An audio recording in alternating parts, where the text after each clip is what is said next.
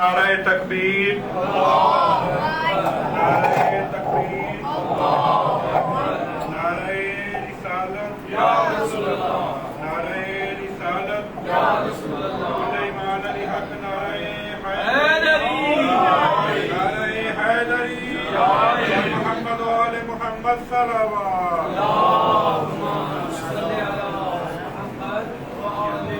آگے آ جائیں یہاں پہ نعرہ حیدری، یا علی یا علی یا علی حق، بر محمد و آل محمد صلوات۔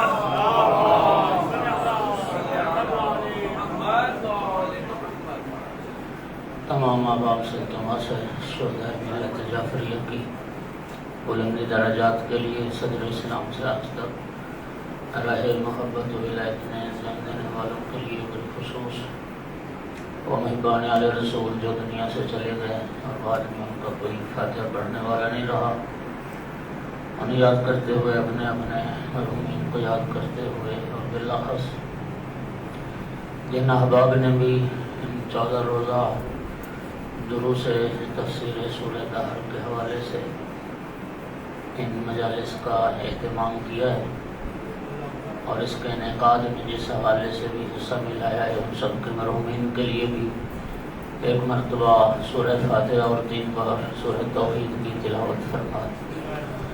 اعوذ باللہ من الشیطان الرجیم، بسم اللہ الرحمن الرحیم، الحمد للہ رب العالمین، الرحمن الرحیم، مالک یوم الدین، ایاک نعبد و ایاک نستعین، اهدنا الصراط المستقیم، صراط الذین انعمت علیہم غیر المغضوب علیہم ولا الضالین۔ بسم اللہ الرحمن الرحیم، قل هو اللہ احد اللہ الصمد، لم یلد ولم یولد ولم یکن له کفوا احد۔ بسم اللہ الرحمن الرحیم، قل هو اللہ احد اللہ الصمد، لم یلد ولم یولد ولم یکن له کفوا احد۔ بسم اللہ الرحمن الرحیم، قل هو اللہ احد اللہ الصمد، لم یلد ولم یولد ولم یکن له کفوا احد۔ اللهم اغفر للمؤمنین والمؤمنات والمسلمین والمسلمات الاحیاء منهم والاموات، اللهم تابع بیننا وبینهم بالخیرات انك مجیب الدعوات، انك على كل شيء قدیر وانت بالاجابة حق جدیر۔ اللهم صل على محمد وآل محمد صلوات صلی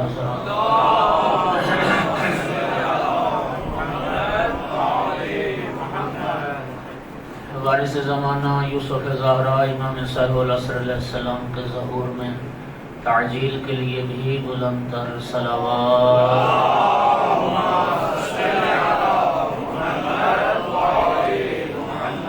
اعوذ باللہ من الشیطان اللعین الرجیم، بسم اللہ الرحمن الرحیم،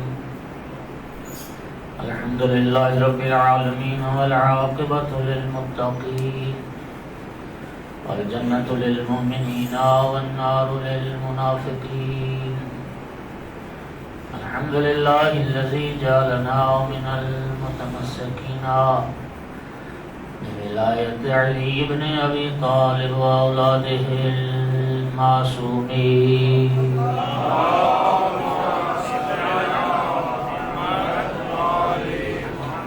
الحمد للہ الذی جعلنا من الباقین على سید الشہداء واولادہ واصحابہ المظلومین۔ الصلاۃ والسلام والتحیۃ والاکرام علی رسولہ الکریم شفیع المذنبین انیس الغریبین ورحمۃ للعالمین، عالم العبد المؤید الرسول المسدد محمود الاحمد المصطفى الامجد بالقاسم محمد۔ اللهم صل على محمد ثم الصلاة والسلام والتحية والإكرام على آله الطيبين الطاهرين المعصومين المنتجبين المنتخبين المظلومين واللعنة الدائمة على أعدائهم ملعونين ويوم عداوتهم إلى قيام يوم الدين وبعد يوم الدين أما بعد فقال سبحانه وتعالى في كتابه المجيد بسم الله الرحمن الرحيم ويسقون فيها كأسا كان مزاجها زنجبيلا عينا فيها تسمى سلسبيلا صلوات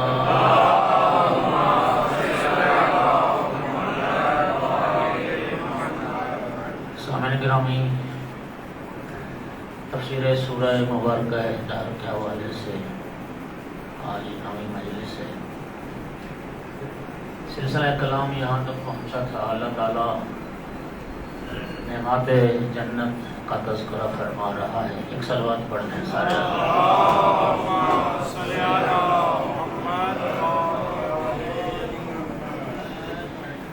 جنت کے مشروبات کا تذکرہ ہو رہا ہے، جنت کے برتنوں کا تذکرہ ہو رہا ہے، ارشاد پروردگار ہو رہا ہے ایک ایسا مشروب بھی جنتیوں کو پلایا جائے گا کہ جس میں زنجبیل کی آمیزش ہوگی، زنجبیل جس میں ملا ہوا ہوگا، عینن فیہا تسمى سلسبیلا، اور ایک ایسا چشمہ، ایک ایسے چشمے سے بھی جنتی لوگ پئیں گے، شراب کیا جائے گا کہ جس کا نام سلسبیل رکھا ہے۔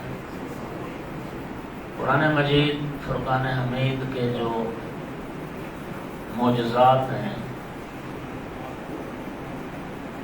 قرآن اس کی فصاحت و بلاغت کے سامنے جن و انس عاجز ہیں۔ اس قرآن کا یہ دعویٰ ہے کہ محبوب ان سے کہہ دیجئے جو قرآن میں شک کرتے ہیں کہ یہ اللہ کا کلام نہیں ہے،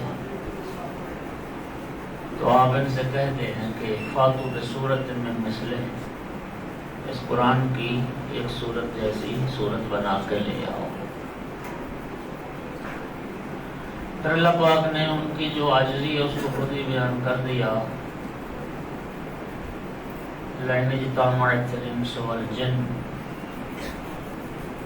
اگر ساری کائنات کے جن اور انسان اکٹھے ہو جائیں کہ اس قرآن جیسا قرآن لا سکیں، لَن يَأْتُوا بِمِثْلِهِ، تو وہ ہرگز نہیں لا سکیں۔ یہ اللہ کا کلام ہے۔ اور حدیث میں آتا ہے کہ جس طرح اللہ رب العزت ساری کائنات پر ذات کی فضیلت ہے، اللہ کا کلام بھی دنیا کے تمام کلاموں پر اسی طرح فضیلت رکھتا ہے۔ یہ جو لفظ سلسبیل ہے، سلسبیل، اس کا معنی تو مفسرین نے یہی کیا، ایک ایسا چشمہ جس کا جو مشروب ہے انتہائی لذیذ، انتہائی خوشبودار،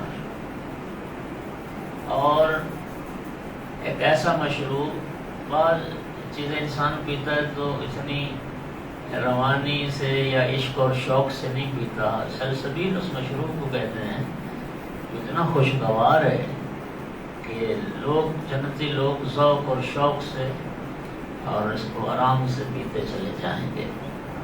اب یہ لفظ سلسبیل کیا ہے اور یہ کہاں سے نکلا ہے، تو اس میں مفسرین جو ہیں وہ خود، جو میں مطالعہ کیا نا چند تفسیروں کا، خود مفسرین اس میں پریشان نظر آئے۔ تو کہتے ہیں کہ قرآن کے جو قرآن کا جو اعجاز ہے، اس اعجاز میں سے اس کی ایک نمونہ قرآن کے اعجاز کا یہی لفظ سلسبیل ہے۔ یعنی باوجود اس کے کہ اللہ پاک نے فرمایا ہم نے قرآن کو عربی میں نازل کیا ہے، لیکن اس کے باوجود سلسبیل عربی لغت میں نہیں ملے گا۔ سلسبیل کا جو لفظ ہے عربی کی کسی لغت میں یہ لفظ نہیں ملے گا. اس لیے پھر مفسرین نے کیا آرائیاں کی ہیں کہ یہ سلاست سے بنا ہے، کچھ حروف اس میں اضافی ہیں، سلاست روانی، یا یہ سلس سے بنا ہے. بعض نے کہا اصلاً یہ لفظ ہے ہی مرکب، سل اور سبیل دو الگ الگ. سل سوال کرو، امر حاضر کا صیغہ، سبیل راستے کو کہتے ہیں، سل سبیلا یعنی راستے کا سوال کرو.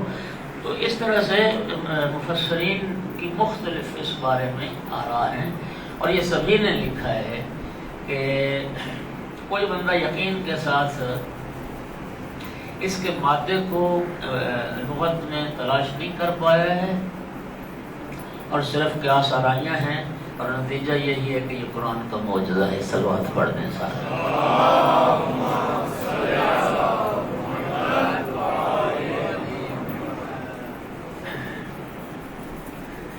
اس کے بعد ارشاد پروردگار ہے جنت کی جہاں نعمتوں کا اللہ کریم تذکرہ فرما رہا ہے. وَيَطُوفُ عَلَيْهِمْ وِلْدَانٌ مُخَلَّدُونَ. جنتی جب جنت میں پہنچیں گے تو جنتیوں کی خدمت کے لیے جو عملہ وہاں پہ سروس انجام دے گا، ولدان وہ لڑکے ہوں گے انتہائی خوبصورت، مخلدون اور ایسے ہونہار لڑکے کہ جو ہمیشہ، ایک ہوتا ہے نا بچپن، ایک ہوتا ہے لڑکپن، ایک ہوتا ہے جوانی، نہ بچے نہ جوان، لڑکپن، ولدان. اور مخلدون اللہ پاک فرماتا ہے وہ ایسے خدمتگار ہوں گے کہ ابد الآباد تک وہ جو جنت میں رہیں گے تو وقت گزرنے سے بوڑھے نہیں ہو جائیں گے. ہوتا ہے نا بعض گھروں میں نسل بعد نسل ملازمت بھی چلتی ہے نا. ایک نوکر آپ کے گھر میں کام کر رہا ہے تو اس کا باپ بھی آپ کے باپ دادا کا نوکر تھا، آگے اس کا بیٹا بھی آپ کی خدمت کر رہا ہے، جو بوڑھے ہو گئے ان کو ریٹائر کر دیا، اب نئے کو بھرتی کر لیا. اللہ کا فرماتا ہے ایسا نہیں ہے، ولدان مخلدون جو ہمیشہ ہی لڑکے رہیں، کیونکہ وہ تو بڑھاپا تو ہے ہی نہیں ہے نا. جنت میں بڑھاپا نہیں. اصل میں برا ہو اس بغض اہل بیت کا. لوگوں نے کیسا کیسا نبی کی ذات پہ جھوٹ بولنا لوگوں کو جرت دلا دی اور سکھا دیا. سرکار نے تو فرمایا تھا نا کہ الحسن والحسین سیدہ شباب اہل الجنہ. تو یار لوگ بھی حدیث لے آئے مقابلے میں ان فلاں و فلاں سیدہ کہور اہل الجنہ، کہ فلاں اور فلاں جو ہوں گے وہ جنتی بوڑھوں کے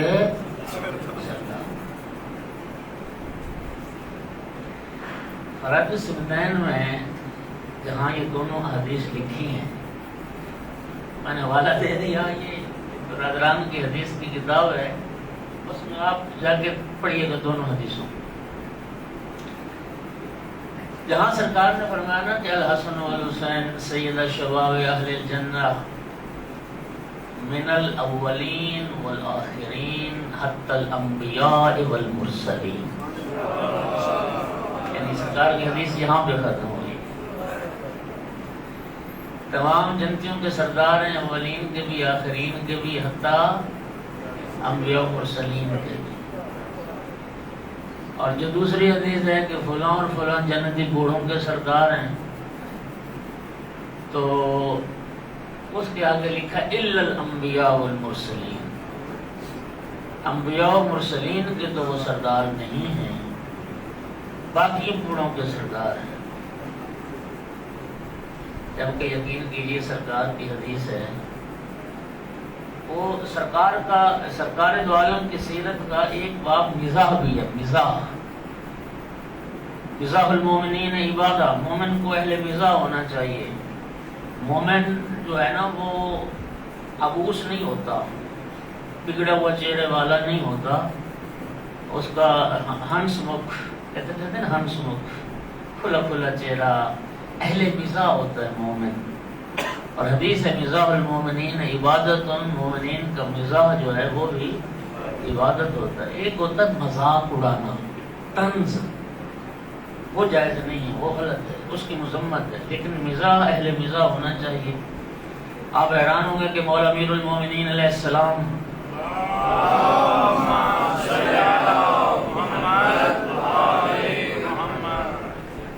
کی جب خلافت کی بات ہوئی تھی کسی مرحلے پر، تو حضرت امیر کو بعض لوگوں نے خلافت کے اہل نہ جانا، اس کی وجہ بیان یہ تھی کہ مولا علی تو کثیر المزاح ہے، وہ تو مزاح بڑا کرتے ہیں آپس میں دوستوں، لہذا حاکم وقت کو جو ہے نا وہ تو ایسا کوئی صلوات پڑھ دیں سارے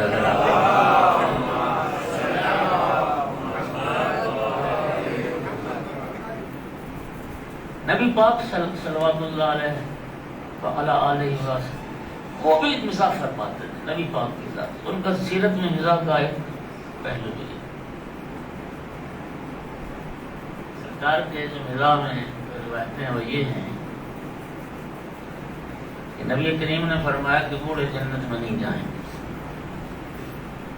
ایک بوڑھی خاتون صحابیہ، اس نے رو رو کے برا حال کر لیا، کسی نے عرض کی یا رسول اللہ آپ کی وہ صحابیہ تو رو رو کے بیچاری ہلکان ہو رہی، تو سرکار نے اس سے پوچھا کہ تمہیں کیا ہوا، تم کیوں رو رہی؟ یا رسول اللہ نے فرمایا کہ بوڑھے جنت میں نہیں جائیں۔ تو نبی پاک نے فرمایا کہ اس بات کا مطلب یہ ہے کہ بوڑھے جوان ہو کے جنت میں جائیں گے۔ یہی بڑھاپا، بندے کا بڑھاپا تو عموماً بیماریوں کا مجموعہ ہی ہو جاتا ہے نا، جنت میں بڑھاپا نہیں ہوگا، بیماری نہیں ہوگی، اس لیے جو جائیں گے وہ جوان ہو کے جائیں گے۔ اس سے سرکار نے فرمایا کہ کالے لوگ بھی جنت میں نہیں جائیں گے۔ بلال حبشی رونے لگ گئے، یا رسول اللہ میں تو پھر نہیں جاؤں گا جنت میں۔ سرکار نے فرمایا کہ نہیں، جو کالے ہیں وہ گورے ہو کے جنت میں جائیں گے۔ بات سمجھ آ رہی؟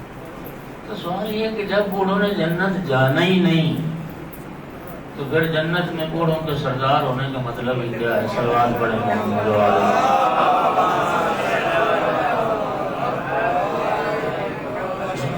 جہاں بوڑھے ہوں گے وہیں سردار بھی ہوں گے، سلوات پڑھو سارے حضرات اللہ۔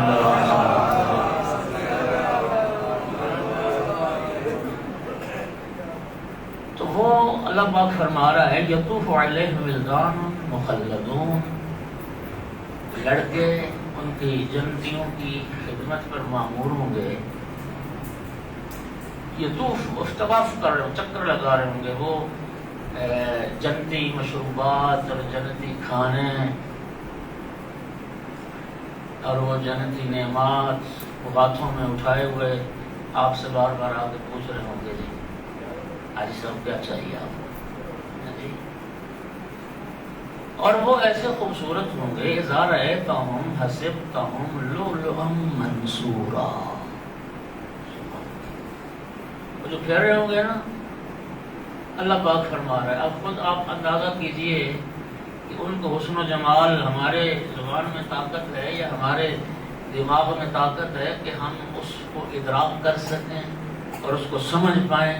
خود اللہ پاک فرما رہے اتنے حسین و جمیل ہوں گے، یوں محسوس ہوگا جیسے موتی بکھرے ہوئے ہیں کسی زمین پر، جیسے ہیرے جواہر، لال و جواہرات، موتی بکھرے ہوں۔ حسبتہم، آپ ان کو یوں خیال کریں گے، لؤلؤا، لؤلؤ موتی، منصورہ بکھرے ہوئے۔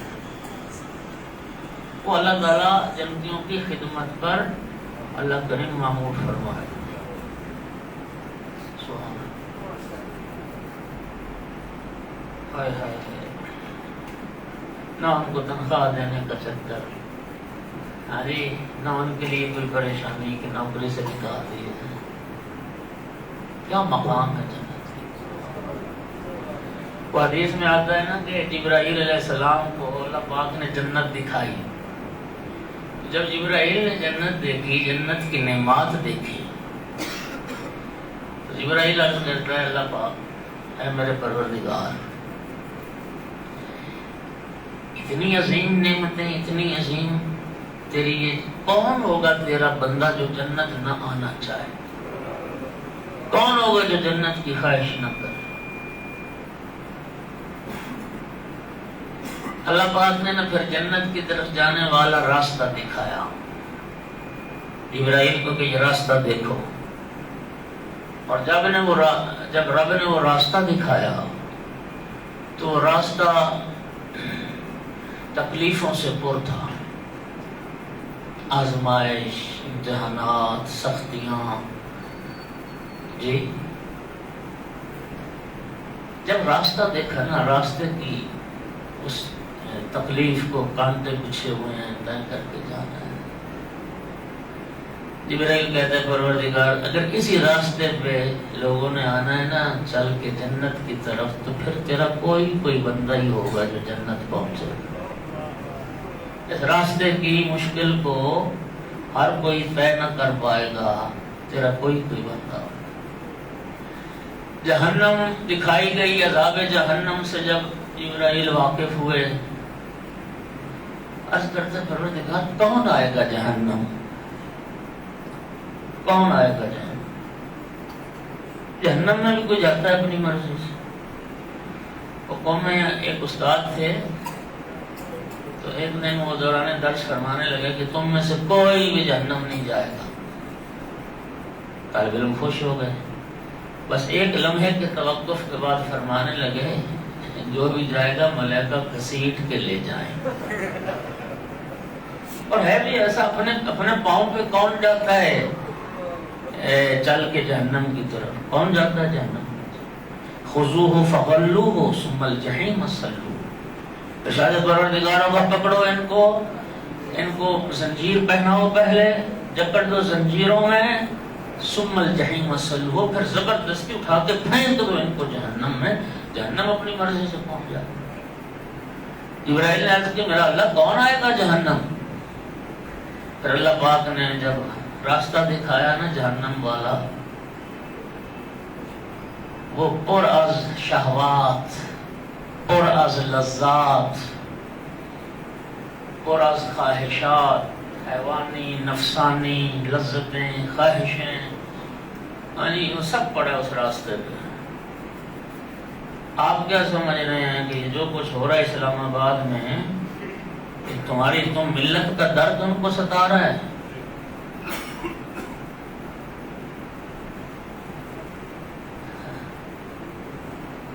بڑا مشکل ہے۔ جبرائیل عرض کرتا ہے پروردگار اگر اسی راستے سے لوگوں نے جہنم میں پہنچنا ہے تو اس راستے کی لذتوں کو، اس راستے کی آسائشوں کو، اس راستے کے اس سرور کو، مستی کو، اس پہ تو چلتے ہوئے تیری بہت ساری مخلوق، تیرے بہت سارے بندے جہنم چلے گئے۔ اور یہ رب کا فرمان ہے قرآن میں وَلَقَدْ ذَرَأْنَا لِجَهَنَّمَ كَثِيرًا مِنَ الْإِنسِ وَالْجِنِّ۔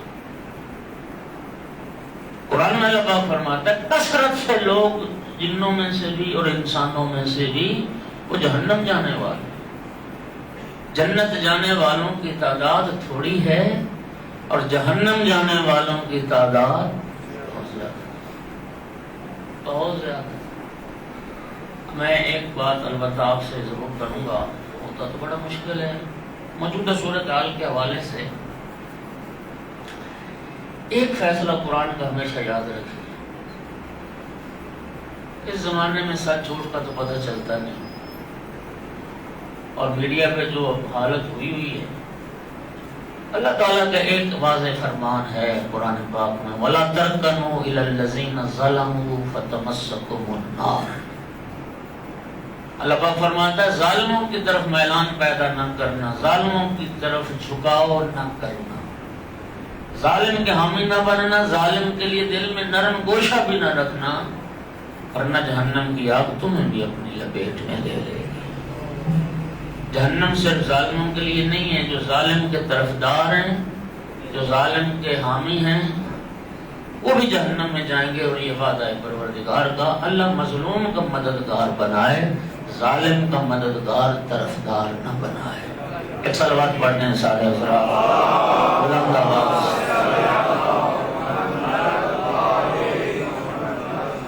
توجہ ہو رہی ہے حضرت کرام۔ جنت اللہ پاک تو چاہتا ہے میرے بندے جنت آئیں، اور اللہ کے ہاں بخل بھی کوئی نہیں، وہ دینا بھی چاہتا ہے۔ کل بھی میں نے کہا تھا نا، ہم تھکے سے ہی جہنم جانا چاہتے ہیں۔ پروردگار یہ جو مہینہ ہے یہ جہنم سے رہائی کا مہینہ ہے، جہنم سے فک رقبۃ من النار، کئی لاکھ لوگوں کو پروردگار سحر و افطار، بالخصوص افطار کے ٹائم پر جہنم سے رہائی عطا کرتا ہے جن لوگوں پر جہنم واجب ہو چکی ہے۔ اے کریم تجھے قرآن اور وارثان قرآن کا واسطہ ہمیں جہنم سے رہائی عطا فرما۔ ایک صلوات سارے بلند آواز سے۔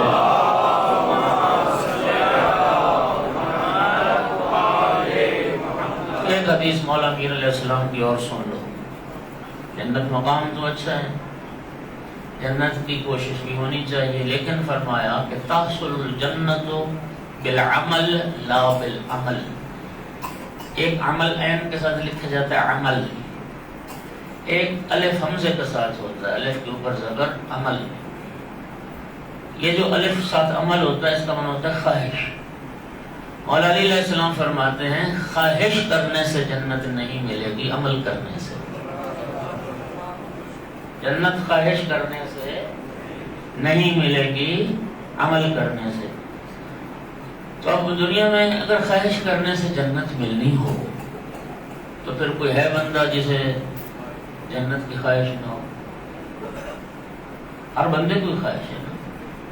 اللہ تعالیٰ ہمیں عمل کی بھی توفیق دے، اور اللہ تعالیٰ اپنے فضل و کرم سے، بے شک اس میں کوئی شک نہیں، آغا صاحب موجود ہیں، تشیع کا عقیدہ ایک دن میں بات کر چکا ہوں کہ جنت تو فضلی چیز ہے، لیکن اس کے باوجود رب نے کیا فرمایا؟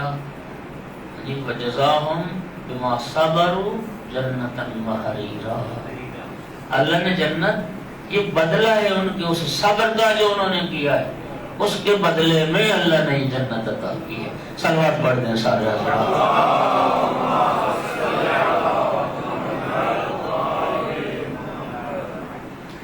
ایک یہ نعمت ہو گئی۔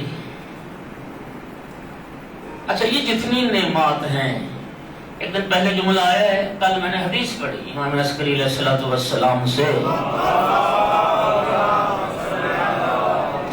کہ اس سورہ مبارکہ دہر میں یہ جتنی جنت کی نعمتوں کا اللہ کریم نے تذکرہ فرمایا ہے، ان میں حور کا ذکر نہیں ہے۔ امام سے پوچھا گیا کہ کیا وجہ ہے کہ جنت کے لباس کا ذکر آیا ہے، مشروبات کا ذکر آیا ہے، جنت کے برتن آئے ہیں، جنت کے تخت پلنگ آئے ہیں، جنت کے لباس، لیکن حور کا ذکر نہیں آیا۔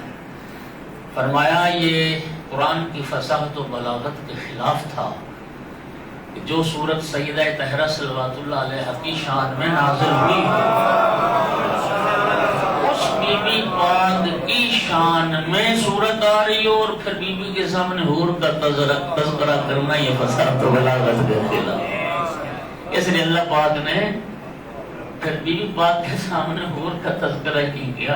حور کی حیثیت کیا ہے؟ سیدۃ نساء اہل الجنہ کا مقام ہے۔ صلوات پڑھ دو سیدہ کے ساتھ۔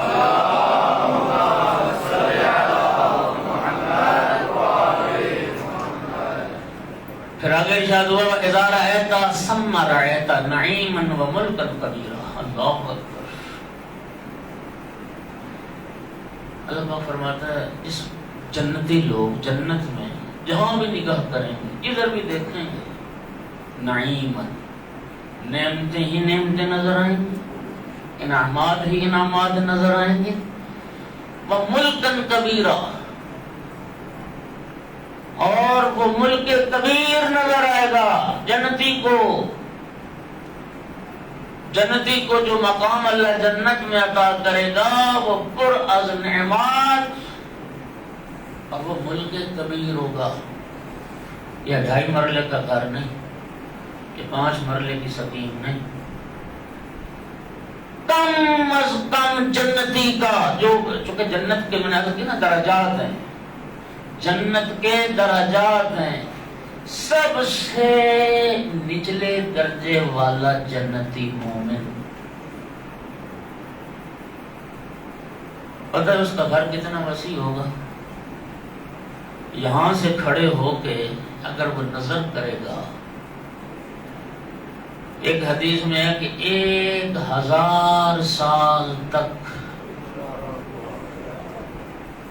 اس کی نظر جتنا سفر کرے، نوری سال سمجھتے ہو نا، 1000 سال تک کا سفر وہ اس ایک مومن کے گھر جائے گا۔ اللہ اکبر۔ اور ایک حدیث میں ہم نہیں، 2000 سال تک نگاہ سفر کرتی ہے اس کا گھر ختم۔ اتنا ملک کبیر، یقین کیجیے ہے تو بڑا گھاٹے کا سودا۔ اس لیے تو مولا امیر علیہ السلام نے فرمایا، جناب کا جملہ نہج البلاغہ میں، بدبخت ہے وہ انسان اپنی دنیا کے لیے اپنی آخرت برباد کرتا ہے۔ یہ 50 60 70 سال کی زندگی کے لیے ہم سے بڑا، آپ شیخ لوگ بیٹھے ہیں، آپ تو بڑے کاروباری لوگ ہیں، بڑے حساب کتاب کے ماہر ہیں، یار 50 60 70 سال کی زندگی کے لیے ایک ایسی جنت کو انسان ضائع کر، جو ابد الآباد تک رہے گی، مخلدون، وہاں کے نوکروں کے حلیے بھی بدلنے والے نہیں، جب تک ابد الآباد۔ ابدی کسے کہتے ہیں؟ جنت ایک ابدی مقام ہے، ابدی کسے کہتے ہیں؟ یعنی جس کی کوئی انتہا نہیں ہوتی اسے ابدی کہتے ہیں، جس کی کوئی انتہا نہیں ہے اسے ابدی کہتے ہیں۔ نوکر ابدی ہیں وہاں، نعمات ابدی، تھکاوٹ خستگی ہے نہیں، اور اتنے کھلے گھر۔ یہ بھی چونکہ ہم اس دنیا میں محدود گھروں میں رہتے ہیں نا، یہ یہاں دنیا کی محدودیت ہے۔ اچھا، آپ کے حسن سماعت کی وجہ سے نا ایک حدیث اور مجھے یاد ہے۔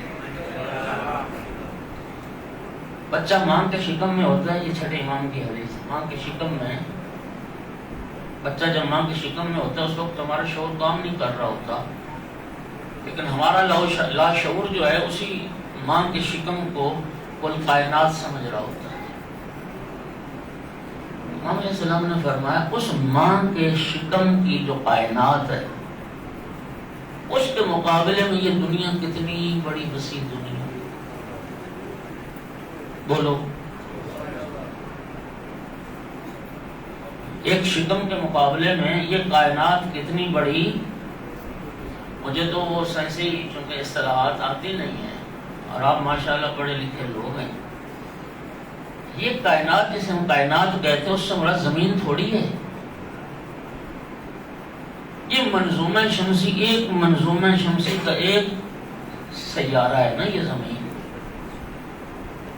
اور ایسے کتنے منظومہ ہے شمسی بنتے ہیں جی، تو پتہ نہیں وہ کیا کہلاتا ہے، مجھے تو وہ نہیں آتا، کہکشاں کا ایک حصہ، پھر کتنی ایسی کہکشائیں بنتی ہیں، تو پھر پتہ نہیں کیا بنتا ہے اور کیا بنتا ہے۔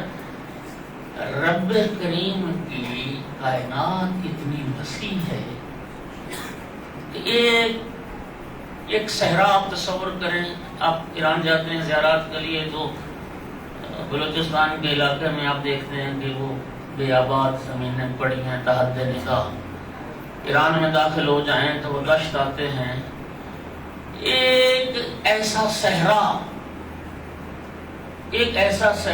کہ جس کا کوئی کنارہ معلوم نہیں ہو رہا، اس میں ایک اخروٹ رکھ دیا جائے، اس صحرا کے مقابلے میں اخروٹ بڑا ہے، ہماری زمین اس سے بھی چھوٹی ہے۔ اب حدیث مکمل کرتا ہوں تاکہ آگے بڑھتے ہیں۔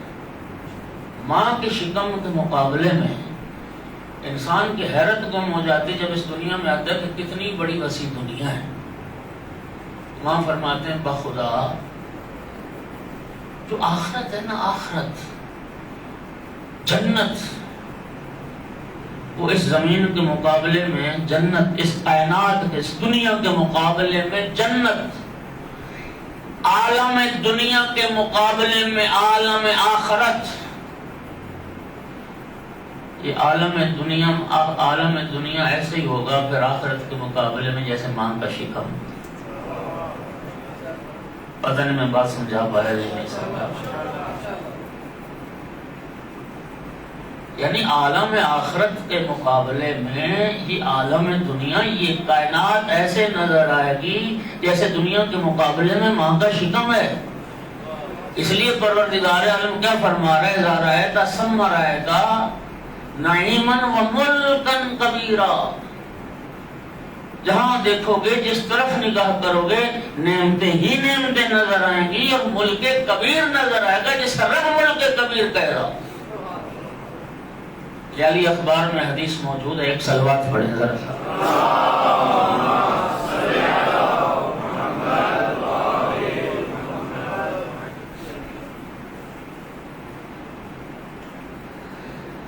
روایت موجود ہے کہ جبرائیل علیہ السلام نے عرض کی، اے پروردگار مجھے ہمت دے، اجازت دے، میں تیری جنت دیکھنا چاہتا ہوں، تیری جنت کی حدوں کو دیکھنا چاہتا ہوں. اللہ پاک نے فرمایا ٹھیک ہے پرواز کر. طاقت پرواز مل گئی. یہ سال بھی آخرت کے سال ہیں یا مجھے یہ نہیں پتا، روایت کے جو لفظ ہیں 30,000 سال. کتنا؟ 30,000 سال جبرائیل جنت میں پرواز کرتا رہا. بالآخر تھک کے گر گیا. جنت کی حد نہ پہنچی، کوئی باؤنڈری نہ آئی. پھر اجازت مانگی میرا اللہ اور طاقت عطا کر. پھر 30,000 سال تک پھر پرواز کرتا رہا، پھر گر گیا. پھر تیسری بار پھر پر ملے، پھر 30,000 سال تک پرواز کر کے پھر گر گیا. پروردگار تیری جنت کی کوئی انتہائی نہیں. ایک بات میں نے اہل منبر سے سنی، وہ بھی سناتا ہوں، وہ جو حدیث میں وہ بھی سناتا ہوں. جنت میں پھر گر گیا. کتنے ہزار سال پرواز ہو گئی؟ 90,000 سال کی پرواز، گر گیا. ایک حور نے جنتی اس محل سے سر نکالا اور کہا روح الامین تم اپنے آپ کو تھکا رہا ہے، 90,000 سال تو پرواز کر چکا ہے، ابھی میرا گھر کی اس کی حد تک نہیں پہنچا ہے. شاید یہ کسی حدیث میں، چونکہ جلدی میں جو مطالعہ جتنا ہو سکا ممبروں سے میں نے یہ بات سنی، ممبروں سے میں نے یہ بات سنی کہ اس حور نے اس سر نکالا محل سے. اس نے کہا جی تے سلمان دا ویڑا ہی نہیں مکا.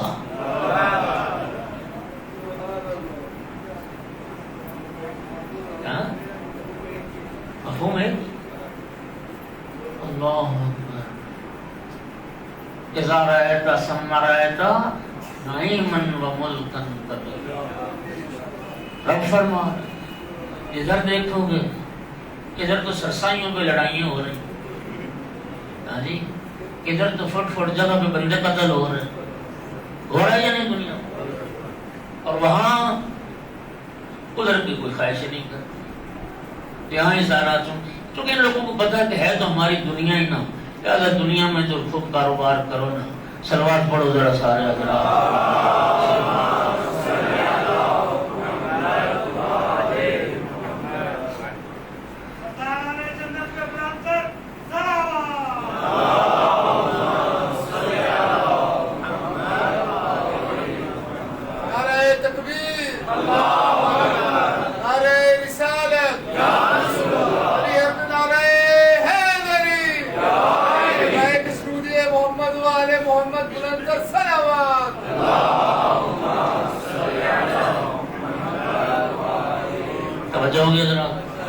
اب اللہ پاک وہ جو جنتی آپ کے خدمتگار ہیں، ولدان مخلدون، ان کے لباس کو بھی اللہ بتا رہے کہ ان کے کپڑے کیسے ہیں.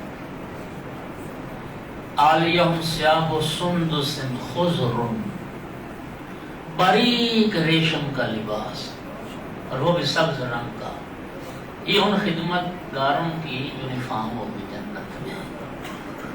ایک تو باریک ریشم اور سبز رنگ کا و استبرق اور دیبا اور اطلس کا لباس. وحلوا اساور من فضة، اور چاندی کے کڑے انہیں پہنائے گئے. چاندی کے، البتہ میں نے عرض کیا کہ قرآن پاک میں اس صورت میں چاندی کے کڑوں کا تذکرہ ہے، اور قرآن میں دوسرے مقام پہ سونے کے کڑوں کا بھی تذکرہ ہے.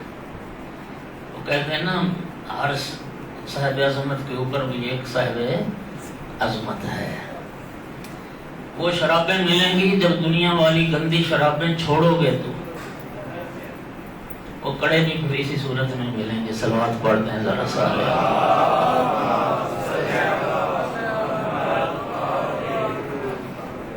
وَسَقَاهُمْ رَبُّهُمْ شَرَابًا طَهُورًا. کیا درجہ پروردگار نے بیان فرمایا.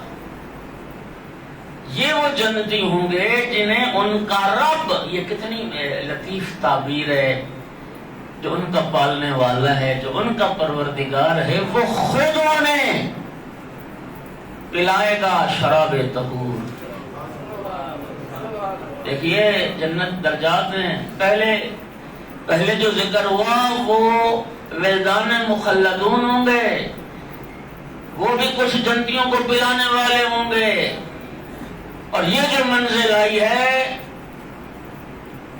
اس سے بڑی اور منزل کوئی نہیں ہو سکتی کہ پروردگار ان ہستیوں کو خود سیراب فرمائے گا. سقاہم ربہم شرابا طہورا. خود ان کا رب ساقی بن جائے گا، خود ان کا رب ان کو سیراب کرے گا شراب طہور سے. ایسا طہور کہتے ہیں جو خود بھی پاک ہو اور اگلے کو پاک کر دیتا ہو. ایک ایسی شراب ہے جس کے پینے سے انسان بد دماغ نہیں ہوتا، جس کے پینے سے انسان کا دماغ میں خلل واقع نہیں ہوتا، جس کے پینے سے طہارت آتی ہے. اور جتنی آلائش روح اور بدن کی، ایک حدیث میں صادق علیہ السلام فرماتے ہیں ایسی شراب طہور ہوگی سوائے اللہ کی یاد کے سب کچھ غیر اللہ، جو کچھ ہے غیر اللہ سب کو دل سے نکال کے باہر کر. یعنی یہ شراب پیتے ہی ایسا اللہ پاک و پاکیزہ کر دے گا. یہ جنت میں درجہ خدا خود رب کریم خود ان کو شراب طہور سے سیراب فرمائے گا. ان ھذا کان لکم جزاء. سبحان اللہ سبحان اللہ. اچھا اب جتنی پچھلی آیات میں یہ میں نے عرض کیا تھا نا کہ 18 آیات جو اہل بیت رسول کی شان میں، پچھلی جتنی آیات ہم پڑھ کے آئے ہیں نا جی وہ سارے غیب کے صیغے تھے. یوفون بالنذر یخافون یوما، جی جزاہم بما صبروا، یہ سب فعل مضارع اور فعل ماضی کے غیب کے صیغے. وہ ہیں نظر کو پورا کرنے والے، وہ ہیں قیامت سے ڈرنے والے، وہ ہیں جنہوں نے روزے رکھے اور صبر کیا. وہ اب چلتے چلتے بات یہاں تک پہنچی کہ اب اللہ پاک نے وہ غیب کے صیغے چھوڑ دیے. اب ڈائریکٹ مخاطب ڈائریکٹ اہل بیت رسول کو خطاب کر رہا ہے. ان ھذا کان لکم جزاء. اہل بیت رسول یہ تمہارے عمل کی تھوڑی سی جزا ہے.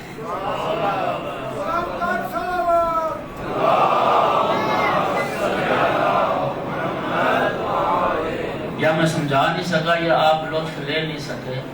اس طرح سورہ مبارکہ فاتحہ میں ہے نا جی، اب سورہ فاتحہ پڑھتے ایک نمازی پڑھتا الحمدللہ رب العالمین، تمام تعریفیں اللہ کے لیے جو عالمین کا الرحمن الرحیم مالک یوم الدین.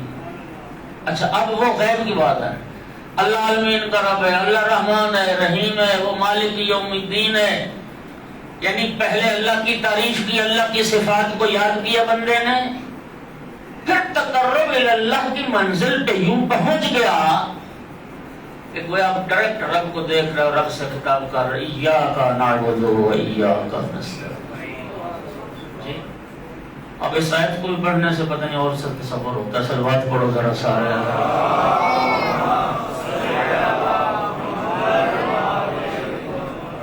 پہلے غیب پھر ڈائریکٹ خطاب. انسان پہلے اللہ کی صفات کو یاد کر رہا ہے، پھر ڈائریکٹ رب سے خطاب کی منزل پہ پہنچ جاتا ہے. ہم تجھی سے مدد چاہتے ہیں، ہم تیری ہی عبادت کرتے ہیں. یہ یہاں بھی بیانی ویسا ہے.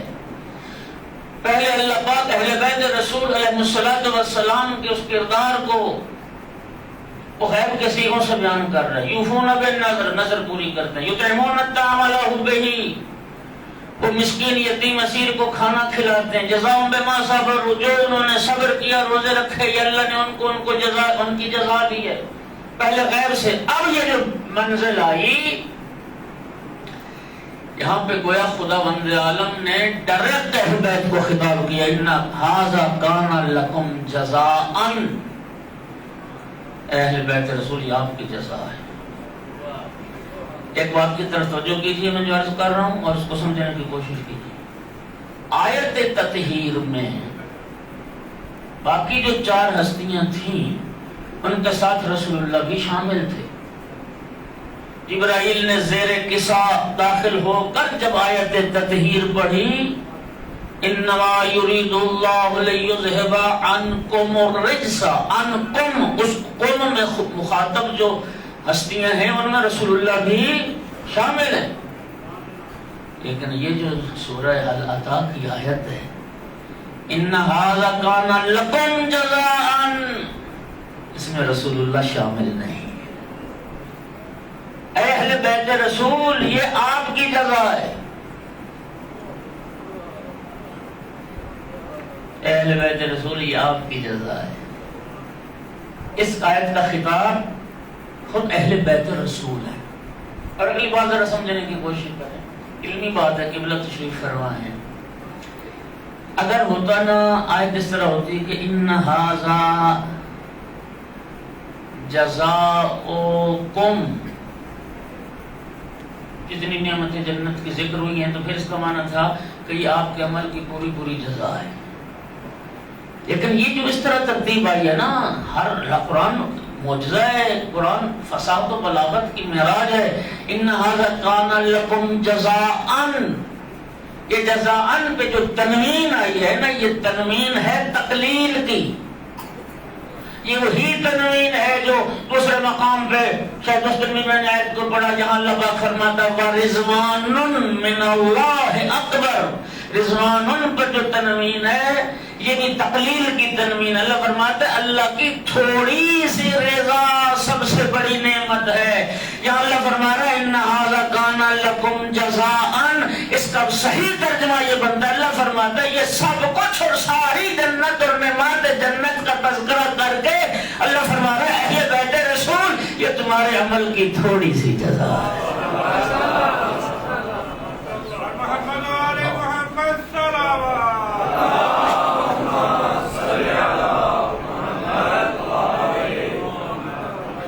ان ھذا کان لکم جزاء، اہل بیت رسول یہ جنت اور نعمات جنت تمہارے عمل کی تھوڑی سی جزا ہے. یہ تو تھوڑا سا بدلہ ہے. پروردگار اس کا معنی یہ ہوا کہ آل رسول کا یہ جو تھوڑا سا عمل تھا یہ تیری جنت اور تیری جنت کی نعمتوں سے بھی بڑھ گیا. کہ ساری جنت اور ساری جنت کی نعمتیں بھی ان 3 روزوں کا بدلہ نہ ہو سکیں. اس خلوص، اس ایثار، اس اخلاص کا بدلہ نہ بن سکیں. اور تو خود فرما رہا ہے کہ اہل بیت رسول یہ تھوڑی سی جزا ہے تمہارے اس عمل کی. تو پروردگار اہل بیت کا عمل تو بڑھ گیا نا. اللہ فرماتا ہے یقیناً بڑھ گیا. پھر جو بڑھ گیا اس کے لیے رب نے کیا فرمایا وَقَانَ سَعْيُكُمْ مَشْكُورًا، اہل بیت رسول میں اللہ تمہارا شکر گزار.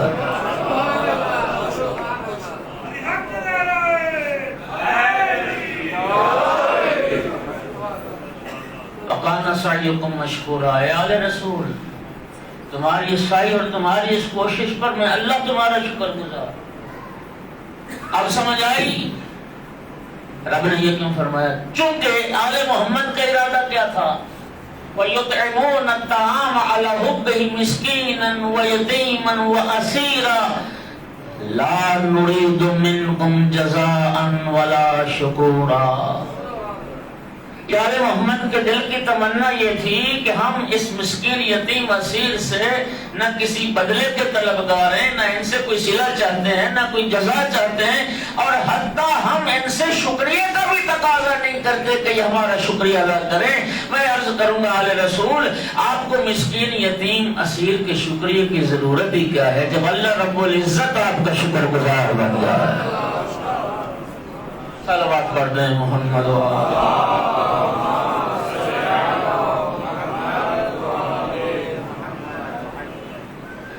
اللہ رب العزت قرآن اور وارثان قرآن کے صدقے میں ہمیں بھی جنت اور نعمات جنت سے محروم نہ فرمائے، اور ہمیں بھی اللہ کریم اور ہماری نسلوں کو قیامت تک آنے والی انہیں بھی جنتی بنائے، جہنم سے اور عذاب جہنم سے محفوظ فرمائے.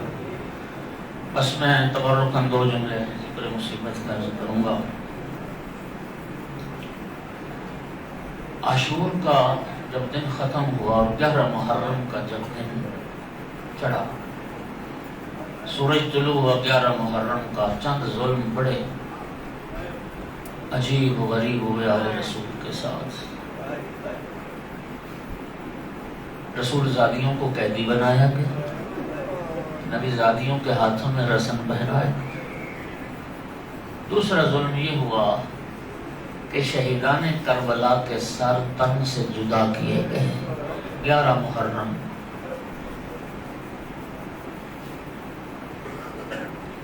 مائیں دیکھ رہی تھیں بیٹوں کے سر تن سے جدا ہو رہے تھے، بہنیں دیکھ رہی تھیں بھائیوں کے سر تن سے جدا ہو رہے تھے، بیویاں دیکھ رہی تھی شوہروں کے سر تن سے جدا ہو رہے تھے. اور اگلا جو ظلم ہوا، سر کاٹنے کے بعد شہیدان کربلا کے سروں کو نوکے نیزہ پہ چڑھایا گیا، نیزوں پہ سوار کیے گئے یہ سر. اور عزاداروں آپ سنتے رہتے ہو، تمام شہیدان کربلا کے سر نیزوں پہ سوار ہوئے سوائے ایک سر کے، اور وہ سر ام البنین کے لال عباس کا سر تھا، وہ شہنشاہ وفا کا سر تھا جو نوکے نیزہ پہ سوار نہیں ہوا، ایک کپڑے میں باندھ کے گھوڑے کی گردن سے باندھا. سوال یہ ہے کہ مولا عباس علیہ السلام کا سر مبارک نوکے نیزہ پہ سوار کیوں نہیں ہوا؟ علماء ذاکرین سے آپ نے ایک جملہ سنا ہے، وہ عقیدت کی بنیاد پر پڑھتے ہیں یہ جملہ. وہ کہتے ہیں مولا عباس علیہ السلام کا سر نوکے نیزہ پر اس لیے نہیں ٹکتا تھا کہ مولا عباس کو بہنوں کے کھلے سر نظر آتے تھے، رسول زاویوں کے ننگے سر نظر آتے. میرا سوال یہ ہے کہ اگر مولا عباس علیہ السلام بہنوں کے ننگے سر، رسول زادیوں کے ننگے سر نہیں دیکھ سکتے تھے، مولا عباس کے باقی بھائی دیکھ سکتے تھے؟ کیا شہزادہ علی اکبر دیکھ سکتے تھے؟ کیا جناب اونو محمد، جناب قاسم، باقی شہیدان کربلا نہیں؟ عزادارو، رسول زادیوں کا ننگا سر کوئی بھی نہیں دیکھ سکتا تھا. وجہ کیا تھی؟ وجہ یہ تھی کہ جب عشر عاشور پانی لینے کے لیے گئے مولا عباس علیہ السلام فرات پر، اور مشکیزہ بھرا اور واپسی پہ عمر ابن سعد نے 4000 تیر انداز وہ فرات پر متعین تھے. ابن سعد نے حکم دیا کہ یہ پانی حسین کے خیموں تک نہ پہنچنے پائے. اس کے بعد دایاں بازو کٹا ہے، بایاں بازو کٹا ہے. خدا کی قسم بعض مصائب ایسے ہیں جنہیں مقتل نے نہ بیان کیا ہے، نہ کر سکی ہے، اور نہ ہم پڑھنے والے پڑھ سکے ہیں. اب میں صرف ایک جملہ کہتا ہوں، اسے آپ توجہ کر لیجئے گا. 4000 تیر انداز اور سب کا نشانہ ایک عباس. 4000 تیر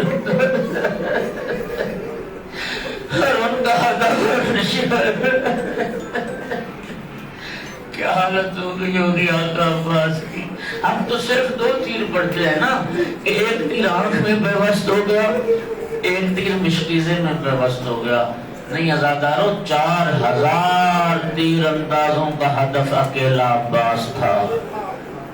جب آنکھ میں تیر لگا، بازو کٹ چکے پہلے، جب آنکھ میں تیر لگا نا، اس وقت تک بھی آقا عباس علیہ السلام نے آخری وقت تک کوشش کی کہ سر کو زور زور سے جھٹکا دیا کہ آنکھ سے تیر نکل جائے، لیکن تیر اتنا گہرا پیوست ہو گیا تھا کہ سر کو جھٹکا دینے سے آنکھ سے نہیں نکلا. آقا عباس علیہ السلام نے کیا کیا؟ گھوڑے کی گردن پر سر جھکایا اور اپنے دونوں زانوں بلند کیے تاکہ دونوں زانوں کے درمیان پکڑ کے تیر کو نکال دیا جائے. لیکن عزادارو، جب آقا عباس جھکے نا گھوڑے پر، اس وقت ایک ملعون نے اتنا بھاری گرز مارا کہ آقا عباس کا سر کچلا گیا تھا. مولا عباس گھوڑے پہ سن نہ سکے. عزادارو تحقیق کر لینا، مولا عباس علیہ السلام کا سر نوکے نیزہ پہ سواری کے قابل ہی نہیں رہ گیا تھا.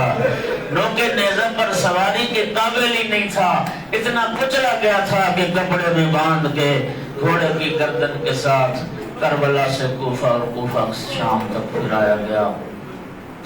الا لعنت اللہ علی القوم الظالمین سیعلم الذین ظلموا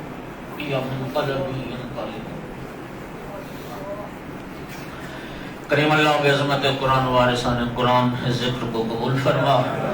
اے کریم آل خالق بحق محمد و آل محمد بانیان کے حوائج شریعہ پورے فرما، توفیقات خیر میں اضافہ فرما.